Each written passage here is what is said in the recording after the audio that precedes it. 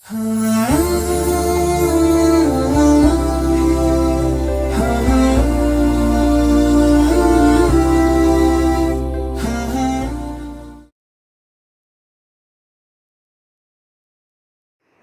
علیکم ورحمۃ اللہ وبرکاتہ۔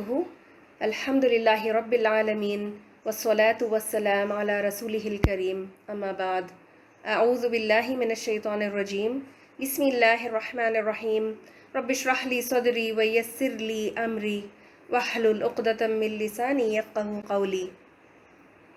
پچھلے لیسن میں یہ واضح ہو گیا تھا کہ رمضان مینلی قرآن کا مہینہ ہے اور رمضان کی عظمت قرآن کے نزول کی وجہ سے ہے۔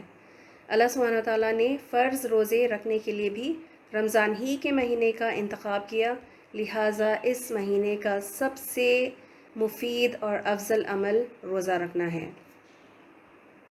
روزہ اسلام کے بنیادی فرائض میں سے ایک فرض ہے۔ حضرت عبداللہ بن عمر رضی اللہ عنہما کہتے ہیں، رسول اللہ صلی اللہ علیہ وسلم نے فرمایا، اسلام کی بنیاد 5 چیزوں پر ہے: کلمہ شہادت، اشہد ان لا الہ الا اللہ و ان محمدن رسول اللہ، پھر نماز قائم کرنا، زکوٰۃ ادا کرنا، حج اور رمضان کے روزے رکھنا۔ اسے بخاری نے روایت کیا ہے۔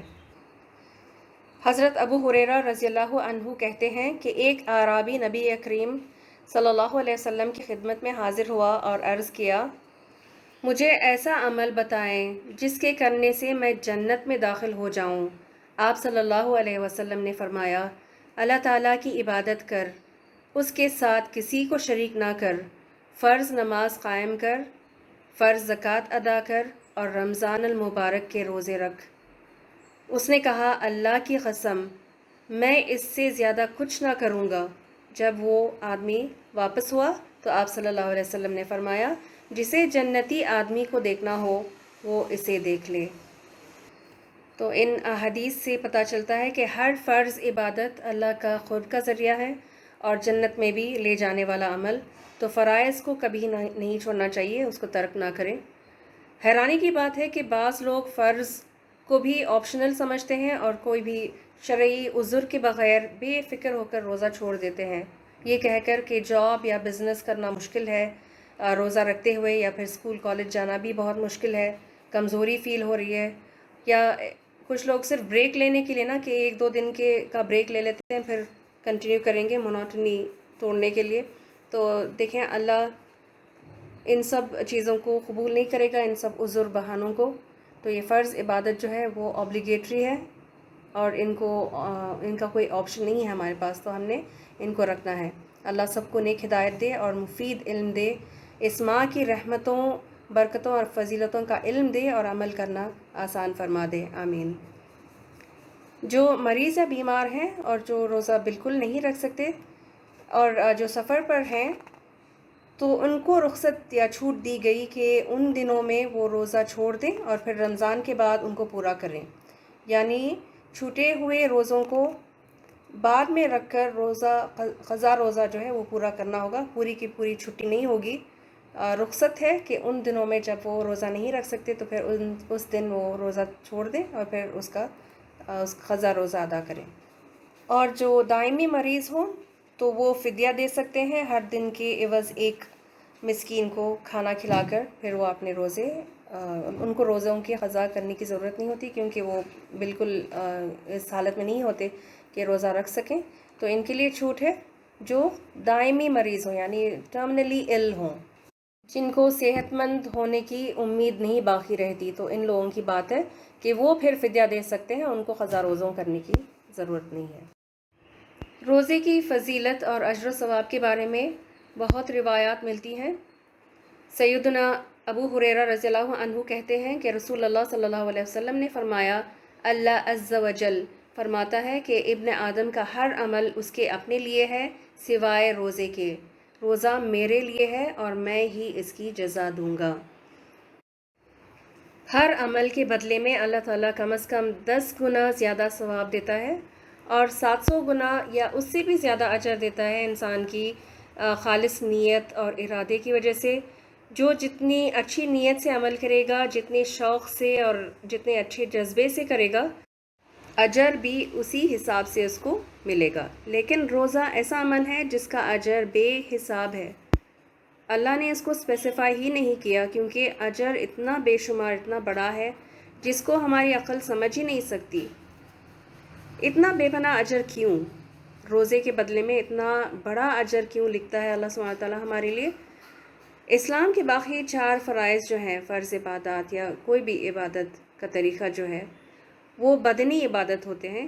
لوگوں کو نظر آتے ہیں اور پتہ چل جاتا ہے کہ چاہے وہ نماز ہو، نماز میں جیسے ہم قیام اور رکوع سجود وغیرہ کرتے ہیں تو پتہ چلتا ہے کہ یہ بندہ عبادت کر رہا ہے، اور اسی طرح زکوٰۃ، حج، قرآن کی تلاوت وغیرہ دوسروں کو معلوم ہوتا ہے کہ فلاں یہ عبادت کر رہا ہے، لیکن روزہ سوائے اللہ کے کسی کو بھی نہیں معلوم ہوتا کہ بندہ روزے سے ہے یا نہیں، چاہے وہ سحری افطاری بھی کر لے سب کے ساتھ، پھر بھی حقیقت اللہ ہی زیادہ جانتا ہے اور صرف اللہ ہی کو خبر ہوتی ہے۔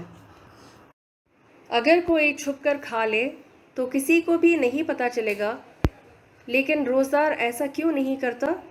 کیونکہ اس کے دل میں اللہ کا خوف ہوتا ہے، اللہ کے وجود کا احساس کہ ایک ہستی ہے جس کی نظر میں ہمیشہ رہتا ہوں، جس کی نظر ہمیشہ مجھ پر ہوتی ہے ہر وقت، اور پھر وہ گناہ کرنے سے بچ جاتا ہے۔ اسی کا نام تقویٰ ہے، اور اسی خلوص نیت اور پرہیزگاری کے بدلے میں روزدار کو بے پناہ بے شمار اجر دیا جاتا ہے۔ جو رمضان کے مہینے میں عمرہ کرتے ہیں ان کو حج کے برابر ثواب ملتا ہے، یہ صحیح حدیث سے ثابت ہے۔ تو یہ بھی فضیلت ہے روزوں کی۔ روزے کے مہینے میں رمضان میں جب ہم عمرہ کرتے ہیں تو پھر اس میں حج کا ثواب ملتا ہے۔ اسی طرح رمضان کا پورا مہینہ ہر رات اللہ تعالیٰ لوگوں کو جہنم سے نجات دلاتا ہے، اور اسی طرح افطار کے وقت بھی جہنم سے آزاد کرتا ہے۔ یہ رمضان کی برکت اور رحمت کی وجہ سے ہے، کیونکہ رمضان المبارک جیسے ہی شروع ہوتا ہے جنت کے دروازے کھول دیے جاتے ہیں اور جہنم کے دروازے بند کر دیے جاتے ہیں اور شیاطین قید کر دیے جاتے ہیں۔ پھر روزداروں کے لیے جنت میں ایک خصوصی دروازہ بنایا گیا ہے جس کا نام باب الریان ہے۔ حضرت سہل بن سعد رضی اللہ عنہ کہتے ہیں، رسول اللہ صلی اللہ علیہ وسلم نے فرمایا، جنت کا ایک دروازہ ہے جس کا نام ریان ہے، جس سے قیامت کے دن روزے دار گزریں گے، داخل ہوں گے، ان کے علاوہ اس دروازے سے کوئی دوسرا داخل نہیں ہوگا۔ روزہ قیامت کے دن روزدار کی سفارش بھی کرے گا۔ حضرت عبداللہ بن عمرو رضی اللہ عنہ سے روایت ہے کہ رسول اللہ صلی اللہ علیہ وسلم نے فرمایا، روزہ اور قرآن قیامت کے دن بندے کے لیے سفارش کریں گے۔ روزہ کہے گا، اے میرے رب، میں نے اس بندے کو کھانے پینے اور اپنی خواہشات پوری کرنے سے روک رکھا، لہٰذا اس کے بارے میں میری سفارش قبول فرما۔ قرآن کہے گا، اے میرے رب، میں نے اس بندے کو رات قیام کے لیے سونے سے روکے رکھا، لہٰذا اس کے بارے میں میری سفارش قبول فرما۔ چنانچہ دونوں کی سفارش قبول کی جائے گی۔ ان ساری حدیثوں سے ہم یہ اندازہ لگا سکتے ہیں کہ روزہ کتنی زیادہ فضیلتوں اور برکتوں کا حامل عمل ہے۔ ایسی رحمتوں اور خیر و بھلائی سے محروم رہنے والا واقعی بہت بڑا بدبخت ہوگا۔ اجر و ثواب کے ساتھ ساتھ اللہ سبحانہ تعالیٰ نے گناہوں کی بخشش کا بھی وعدہ کیا ہے روزداروں کے لیے۔ نبی صلی اللہ علیہ وسلم نے فرمایا، من صام رمضان ایمانا واحتسابا غفر له ما تقدم من ذنبہ، جس نے ایمان کے ساتھ اور ثواب کی نیت سے رمضان کے روزے رکھے، اس کے گزشتہ سارے گناہ معاف کر دیے جاتے ہیں۔ اللہ ہمیں ان خوش نصیب اور سعادت مند روزے دار بندوں میں شمار کرے جو اس مہینے میں ڈھیروں اجر و ثواب پانے والے ہوں اور اپنے گناہوں کی بخشش حاصل کرنے والے ہوں۔ اللہم آمین۔ ربنا تقبل منا انک انت السمیع العلیم وتب علینا انک انت التواب الرحیم۔